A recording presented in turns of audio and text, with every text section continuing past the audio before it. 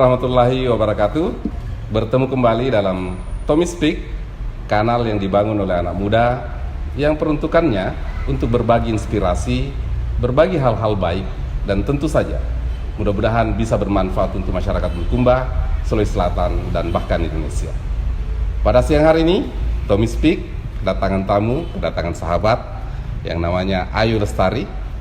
Sesuai dengan namanya, dia perempuan yang ayu. Selamat sore, Ayu. Sore, Kak. Apa kabar? Alhamdulillah baik. Nah, sekilas tentang Ayu Lestari, kenapa hadir di kanal Tommy Speaks? Karena bagaimanapun Ayu adalah ibu dari 3 anak, tetapi kemudian bukan hanya menjadi ibu rumah tangga, tetapi beliau menjadi anak muda yang penuh kreasi, menjadi pengusaha, influencer, bahkan juga menggeluti satu pekerjaan yang menjadi semacam idola karena menjadi make up bagi masyarakat Bulukumba. Mulai dari mana kemudian menjadi pengusaha, menjadi influencer, kemudian menjadi mua di Kabupaten Bulukumba? Kalau influencer, bukan influencer, Kak. Kalau saya usaha dulu, Ya, belum jadi influencer. Ya. Jualan sushi dulu, Dapur Mama Ratu. Dapur Mama Ratu. Itu di 2017 November. 12 November 2017. 2017. November 2017 itu saya memulai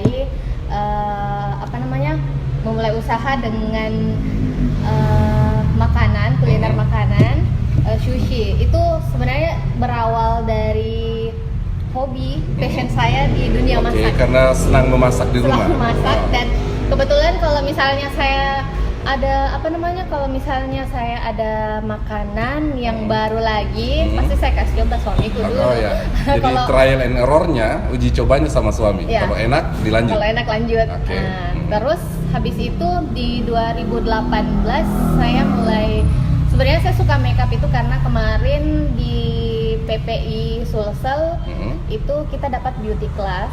Kita belajar dari Apa itu PPI? Bisa dijelaskan? Pemilihan Putri Indonesia. Oh, pemilihan putri. Oh, pernah ikut pemilihan Putri Iya, Indonesia. 2009. Oke. Di 2009 terus pas 2018 saya mau mengembangkan bakat saya di dunia make up, makanya saya ikut private. Kebetulan waktu itu mertua saya lagi sakit. Pas sebenarnya saya sudah bayar full, cuman karena dukungan itu, beruntungnya saya karena mertua saya juga ikut mendukung.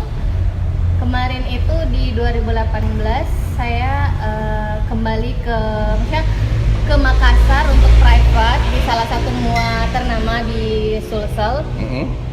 Habis itu saya mulai buka Usaha. jasa makeup. Iya. Terus untuk bisnis kulinernya itu berhasil nggak pada saat dibangun dari awal? Kalau di 2017 itu yang Dapur Mama Ratu sampai 2018 itu alhamdulillah. Tapi pas di 2019 karena saya ikut nyalek. Oh, pernah ikut nyalek. Iya. Terus ya. Jadi kita vakum dulu, Kak. Sempat divakumkan. Sempat vakum.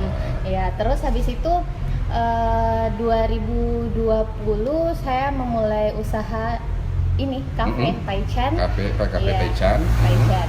Dan di 2021 juga saya membantu suami kelola usahanya. Usaha yang lain ya. Oke. Yuk, saya mau tanya dulu. Bagaimana kemudian bisa terjun ke dunia mua? Ya, yang berawal dari sebenarnya itu saya kan di 2009 itu pernah ikut PPI. Di situ saya ikut beauty class-nya, kita ada beauty class. Terus setelah itu di 2018 saya mulai mau mengembangkan bakat saya. Ikut private di salah satu mua ternama di Makassar. Setelah itu pas balik ke Bulukumba, besoknya langsung bikin Instagram khusus buat mua. Sempat bikin Instagram. Iya, buat mua. Habis itu saya tes make up, panggil anak-anak duta wisata, ikut make-upku, begitu, Kak. Jadi saya latih diriku itu dengan dengan panggil teman-teman yang mau saya make up. Praktek secara gratis. Iya, Kak. Nah, terus apa suka dukanya? Kalau suka dukanya itu sebenarnya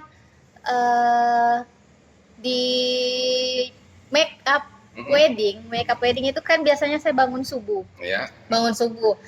Itu kan saya ini sudah punya 3 anak, Ya. Kak. Makanya waktu itu saya masih punya 2 anak. Ya. Jadi jam 3:30 itu saya berangkat untuk make upin pengantin saya. Terus dalam keadaan hamil dan Dalam bawa mobil, kondisi hamil. Kondisi hamil dan bawa mobil sendiri. Bawa mobil sendiri. Sukanya itu karena kayak ada kepuasan tersendiri begitu. Kalau misalnya kita make upin orang, terus dia puas dengan hasil tak ya, itu Kak. Itu worth it enggak dengan apa namanya? Hasil. Iya, alhamdulillah Kak. Oke. Kalau menurutku sih begitu. Menurut saya itu kan bukan pekerjaan mudah ya. Iya. Cuma kan memang kadang di media sosial baru kelihatan bahwa itu sebuah pekerjaan yang menyenangkan, tapi pada dasarnya itu kan bukan pekerjaan yang menyenangkan karena Iya, mengorbankan waktu Kenapa dan Ayu mau tenaga. terlibat di situ? Ya itu Kak, karena hobi saya. Oh, hobi ya? Iya, karena hobi. Kemarin itu sempat waktu jualan sushi pertama kali mau buka lapak kan pakai gerobak Kak. Terus saya pernah dikatain sama orang, Bikin apa? Buat gerobak di? gerobak untuk jualan di lapangan. Oh, di lapangan. Itu yang kuliner sushi, sushi sama nasi bakar. Oke, ya. Terus waktu itu saya sempat dikatain sama beberapa orang, dibilang kok itu seorang menantu bupati. Iya. Oh iya, betul. Iya, Publik kenapa? harus tahu ya bahwa Ayu ini adalah menantu seorang bupati pada periode 2016 Iya. 2021. Tapi kemudian dia membuka lapak dengan gerobak. Iya, gerobak. Waktu itu masih gerobak kecil memang Gerobak Kak. kecil, Iya. terus? Tapi memang saya enggak pernah susahkan suamiku, saya enggak minta modal sama dia. Itu semuanya dari hasil kumpul uang jajan yang Iya. dikasih sama suami, saya kumpul-kumpul terus bikin usaha kayak Ya, gitu orang kan Kak. bilang, Iya. pasti Ayu lebih mudah itu. Iya, bahkan Karena dia bilang menantu Kak. seorang bupati. Iya. Dia bilang pakai bahasa Bugis Kak. Ya.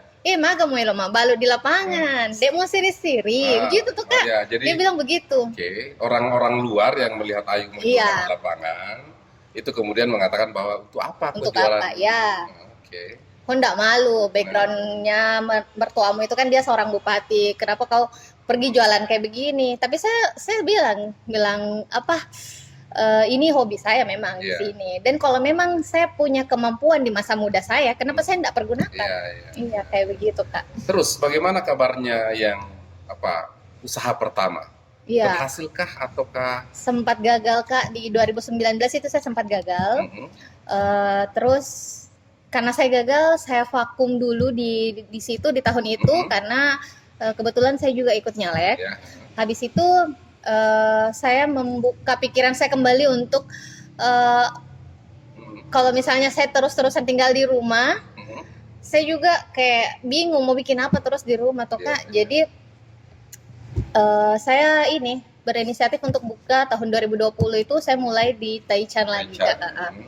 Setelah itu sebenarnya saya juga ada Ratu Bridal Kak. Ya. Ratu Bridal itu juga sempat down, sempat Hibernate lah. ya kayak gitu Kak. Terus baru di sekarang ini saya mau up kembali kalau misalnya yang Ratu Bridalnya itu Kak. Sepaket ceritanya kan Kak. Kalau misalnya saya make up bisa juga nyewa dengan bajunya. Oke.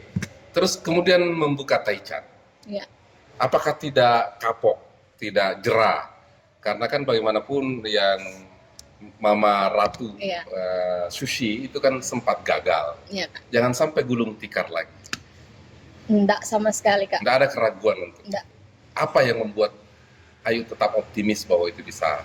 Karena saya enggak puji diriku Kak, tapi saya itu tipe orang yang pekerja memang. Saya enggak bisa diam orangnya Kak. Iya, jadi kemarin itu saya buka Taichan awalnya ini sebenarnya saya berdua Kak kelola sama adekku.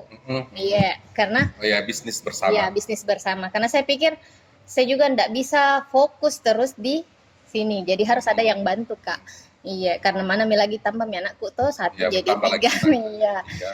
Jadi itu bagi waktunya itu yang sebenarnya gampang kalau saya sih. Iya, karena Tidak mudah loh. Seorang ibu muda punya suami, punya 3 anak, kemudian Ya. punya bisnis banyak, punya kesibukan banyak. Bagaimana menyelaraskan itu? Itu Mika, yang kemarin ada juga saya dengar orang bilang, ih terlalu rakus, terlalu rakus mau semua lini mau dimasuki. Tapi sebenarnya kalau menurutku pribadi bukan rakus sih Kak. Kalau saya di mana ada peluang di situ saya masuk. Iya Kak. Yeah. Karena apa ya? Kalau misalnya saya mau fokus sama yang ini terus, ini usaha yang satu ini bisa mati Kak. Maksudku saya mau apa lagi yang bisa saya jadikan uang, apalagi yang bisa saya kan apa ya, bullshit itu orang yang bilang dia buka usaha bukan karena uang. Pasti Kak, pasti ya, harus ada modal ya. Iya, cuman kalau modal sebenarnya Kak, saya enggak pernah pakai di usahaku itu dari awal, saya enggak pernah pakai modal besar. Dari sushi, dari tapi orang lain melihat bahwa pasti dimodalin nih. Oh enggak. Bisa kita sama orang-orang keluarga.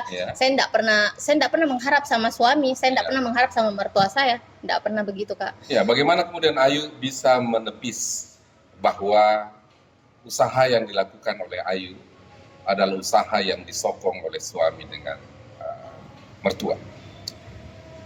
Terganggu enggak dengan itu? Sebenarnya terganggu Kak, saya enggak nyaman sama bicaranya mereka. Saya sempat dulu waktu awal-awal ada yang bicara begitu, ya masih baper-baper Kak. Jadi saya pasang-pasang status. Sebenarnya memang dari awal saya buka usaha, saya cuma izin sama suami. Kan sebelum menikah saya dilarang kerja memang Kak. Iya, tapi saya di satu sisi saya punya keluarga, saya punya orang tua. Nggak enak Kak, kalau misalnya saya mau mintakan orang tuaku sama suamiku sama mertuaku kan nggak enak begitu. Jadi saya nggak menangis. Saya berusaha sendiri karena ini saya punya adik satu yang ikut sama bapak. Ini yang ikut sama bapak, saya sudah janji memang sama bapak saya yang mau sekolahkan. Bahkan pernah adik saya kecelakaan, sampai saya menangis tengah malam.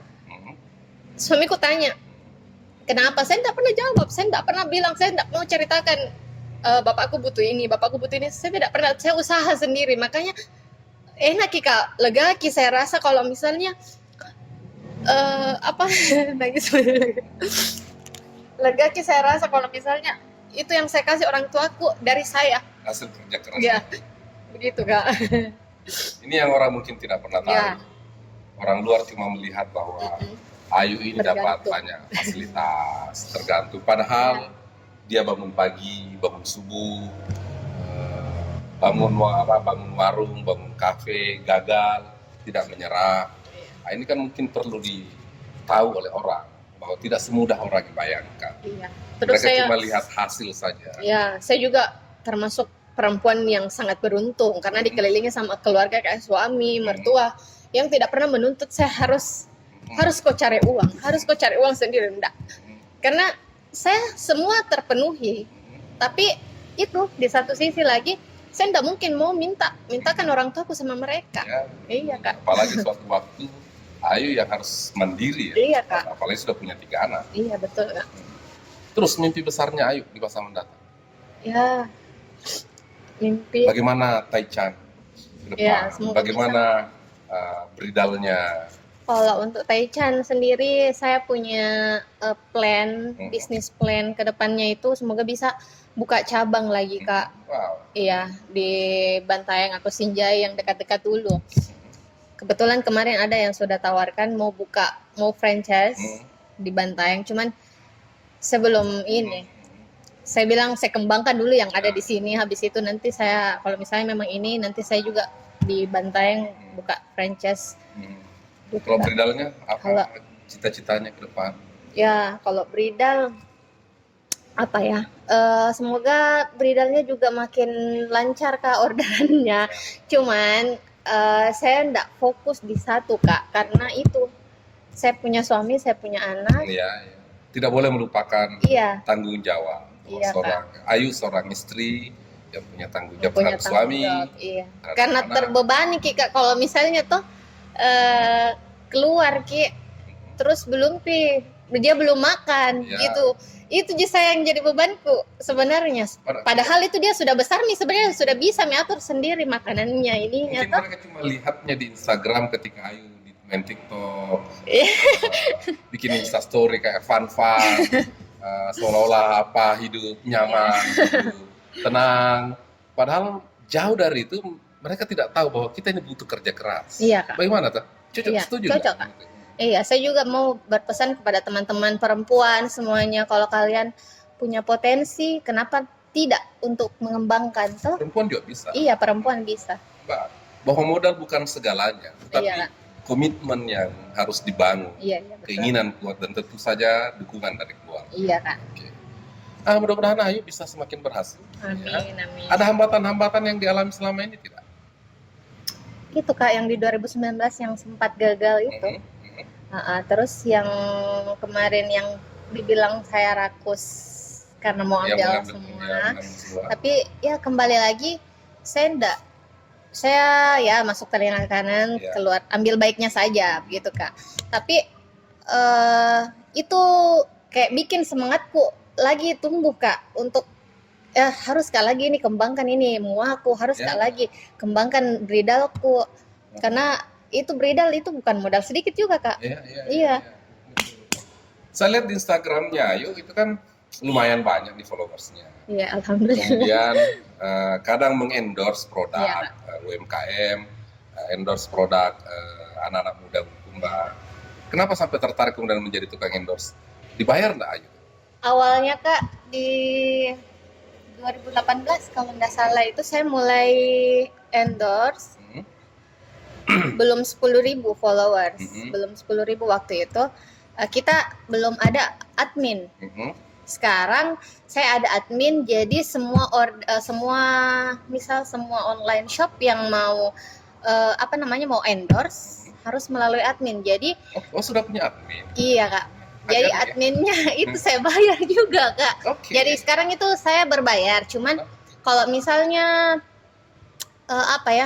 kayak orang kirimkan Kakak, saya order sama dia, terus dia kasih ke free, saya pasti video, biarpun dia nggak bayar saya. Jadi kita video sebagai bentuk bahwa kita menghargai dari kiriman produk. Iya, Kak. Secara keseluruhan, berapa tenaga kerja yang Ayu pekerjakan? Di Taichan ini berapa? Di Bridal berapa? Di Taichan 3, kalau di 3 karyawan? Iya, Kak. Kalau di Bridal itu cuma 1 orang. Jadi 4 orang. Lumayan mempekerjakan orang Bulukumba ya, iya, tanpa ketergantungan dari siapapun, sudah membuka lapangan pekerjaan. Mudah-mudahan semakin besar. Iya, Kak. Dan banyak juga karyawan-karyawan tambah banyak juga untuk orang-orang Bulukumba tentu saja butuh iya, pekerjaan. Kak. Apa yang mau disampaikan sama masyarakat Bulukumba, Ayu? Ya, bisa lihat kamera. Untuk teman-teman semuanya, untuk masyarakat Bulukumba, saya cuma mau sampaikan sama kalian semuanya, kalau kalian mau berusaha, intinya itu jangan pernah misal ya, saya mau buka usaha ini, terus ada teman saya yang bilang, ih jangan Mi, nggak cocok, jangan pernah jatuhkan mentalnya teman tak. Usahakan kalian itu dukung apapun pekerjaannya teman tak, karena dia bakalan pasti belajar dari pengalaman dia kalau memang dia gagal. Tapi kalau memang dia komitmen, bagaimana dia mau berkembang kalau dia berkembang. Ya, untuk perempuan juga di luar sana yang mau buka bisnis, yang mau buka usaha, sebenarnya modal itu tidak menjamin untuk kalian bisa bikin bisnis. Kreativitas juga bisa, Kak. Iya, dengan modal ide dan kreativitas itu mahal loh, Kak. Iya. Jadi teman-teman yang punya potensi sama dirinya sendiri, kalau kalian merasa nih passionku di sini, kita kembangkan nih. Iya. Di tengah pandemi itu, pandemi COVID-19 yang masih sekarang ada PPKM, bagaimana kemudian Ayu bisa beradaptasi dengan situasi itu? Kalau saya kemarin kebetulan kan saya influencer, jadi cara jualnya saya itu ke teman-teman, ke masyarakat itu ya dengan cara mempromosikan, Kak. Lewat online. Karena sekarang kan PPKM itu buka sampai jam 8, jam 10 kalau tidak salah. Iya. Jadi kita jualannya aktif terus untuk promosi, Kak. Promosi. Iya.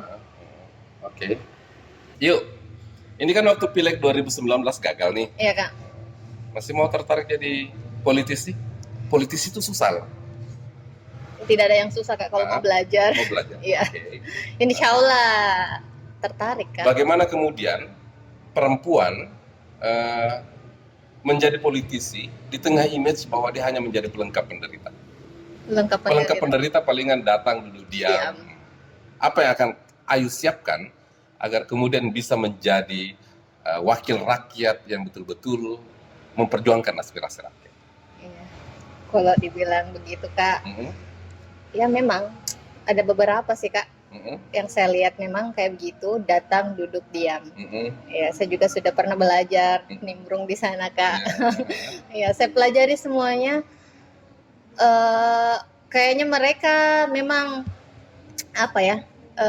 Untuk persiapanku saya Kak. Ya kayak kemarin saya dikasih tahu sama temanku kalau misalnya sama Felix kalau misalnya mau Ki maju ya harus Ki banyak-banyak membaca, banyak-banyak belajar kembali, nonton ya. Sekarang itu yang saya mau lakukan.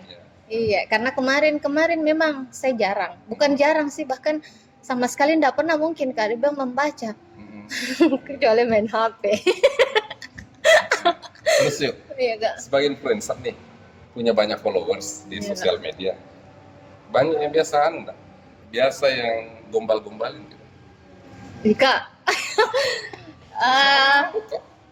tidak jika bukan digombal sih, cuman ada kemarin yang selalu chat dia bilang mana mi mirip tak dedek kita ada mi anak tak 3 2 dia bilang begitu, dia masih 2 tapi saya enggak pernah diladeni bagaimana Kak, karena dia minta nomor WA saya enggak kasih, karena sebenarnya begitu Kak, tergantung sama diri kita sendiri. Iya, kalau kita kasih kesempatan, ya otomatis dia masuk. Kalau misalnya enggak juga. Oke, menarik. Oke. Iya, Sebagai bagian keluarga, sebagai istri, ibu dari anak-anak, influencer, mua, bisnis pengusaha kuliner, apa prinsip yang dipegang oleh Ayu sampai kemudian bisa berhasil sampai sekarang? Tidak gengsi. Tidak gengsi? Iya. Tidak boleh gengsi, karena kalau kapan-kapan kita gengsi, tidak bisa Ki jalan Kak. Iya, kemarin saya itu yang saya tanamkan terus sama diriku. Orang selalu bilang, malah ada DM masuk, Beb, kita itu sebenarnya sudah di zona nyaman loh. Tinggal hongkang-hongkang kaki, minta sama suami, minta sama mertua, enak Ji, gampang Ji. Kita ini kodong berusaha Ki. Kenapa kita mau juga begitu? Iya, karena saya enggak pernah gengsi. Kalau hanya berharap sama orang tua atau mertua kan? Ya, saya juga enggak mungkin berharap sama orang tua. Justru orang tua yang mungkin berharap sama saya, kasihan tuh Kak, begitu. Makanya saya itu enggak pernah mau gengsi, apapun yang saya kerja, apapun yang bisa saya jual. Oke. Iya. Ayo bisa enggak bercerita tentang latar belakang masa kecilnya sampai bisa sampai sekarang? Oh my god. Waktu kecil itu Kak, dulu saya tinggal sama nenekku di Tanete, satu kampung Ki. Iya, kelas 4 SD itu saya pindah ke sini, diambil sama orang tuaku karena orang tuaku waktu itu kan dia ibuku baru-baru terangkat PNS, jadi dia pas tinggal Kak di nenek. Terus di 2011 itu saya SMA itu dijual rumah aku di sana. Dijual rumah? Iya, jadi saya pindah ke BTN Somba. Kenapa dijual? Ya biasa, orang tua Kak, enggak tahu dia yang ini tuh Kak. Jadi pas dijual saya pindah ke Somba. Terus di 2010 itu saya mau masuk kuliah. Sebenarnya saya mau sekali Kak masuk IPDN. Cuman waktu itu pas pendaftaran di BKD saya ke kantornya ibu. Kita kasih menangis sekali lagi. Terus pas di kantornya ibu itu saya bilang, mau Kak dulu pergi daftar. Mau ke daftar apa? Bilang daftar PDN. Nggak usah mau kok. Dia mau ikut-ikut begitu, tidak ada uangku. Nggak ada uangku, kasih ikut kok begitu. Jadi di situ kayak saya bilang, oh ya jangan mipaeng. Tempat saya daftar di bank. Saya di marketing. Di marketing itu juga saya punya pengalaman yang mungkin orang lihat. Menyesal itu bang itu tidak merekrutkan jadi marketing. Kalau dilihat sekarang sudah menjadi orang berhasil, yang menyesal dia mereka tidak. Orang-orang yang kita tawarkan, biasa kadang ada bapak-bapak yang bilang, Yuna nanti kok ambil ini, aplikasimu, nanti kok ambil di hotel. Di situ saya langsung Kak bilang, wih, apa ini? Dan waktu itu saya mundur kak, mulai kak mundur. Saya tuh orangnya begitu. Kalau kapan kak dikasih begitu, minder kak langsung kak. Kayak bilang mungkin orang lihat nanti nakal ini mungkin dia nilai begini Ki. Jadi pas waktu itu saya ada pengumuman JPPB karena memang orang tua sudah bilang saya tidak mampu kasih kuliah kok. Kalau kau mau daftar mandiri atau JNS. JNS memang bayar kursi 60 juta pas jurusanku kak. Terus saya lulus bebas tes. Alhamdulillah saya kuliah.